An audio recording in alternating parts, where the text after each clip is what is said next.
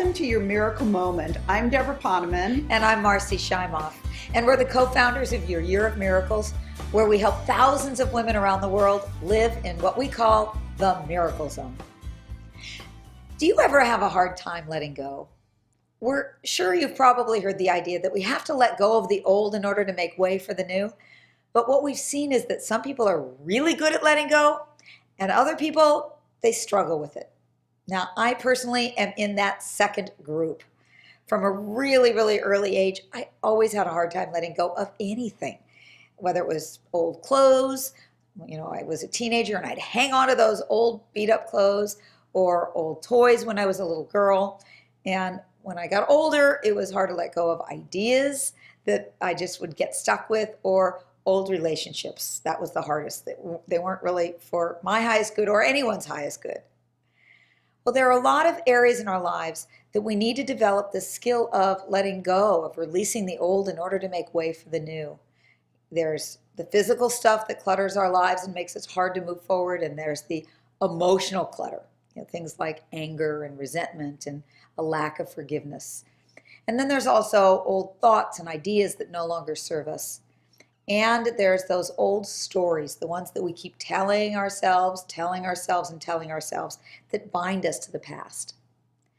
And sometimes it's people in our lives that we need to let go of, people who are no longer really in alignment with who we are and where we're headed in our lives.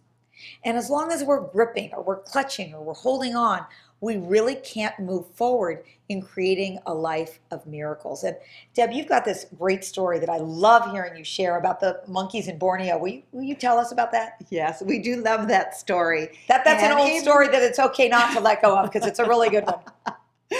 Well, it's about how they catch monkeys in Borneo. And, well, we feel actually really badly for the little monkeys. We do. But it's a great story to illustrate what happens when you hold on. So here's how the story goes. When the natives wanted to catch the monkeys in Borneo, usually to sell them to the zoo, what they would do is they would take a coconut and they would hollow it out. And in the coconut, they would put a small hole the size of a little monkey's hand. And then they'd fill the coconut with the monkey's favorite food, which was a green banana. And then they'd attach the coconut to a chain. And when the little monkey finds the coconut, he puts his little monkey hand inside to get the food. But now that his hand is in a fist around that banana, he can't pull it out. Now, some of the monkeys will pull and pull and pull for hours until their little monkey wrists are all bloody. But they won't let go until the natives come, put them in a box, and cart them away.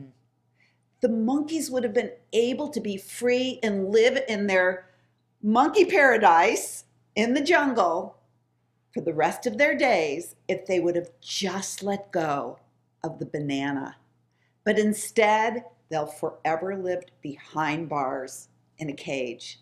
So what things are you holding on to that are keeping you feeling trapped?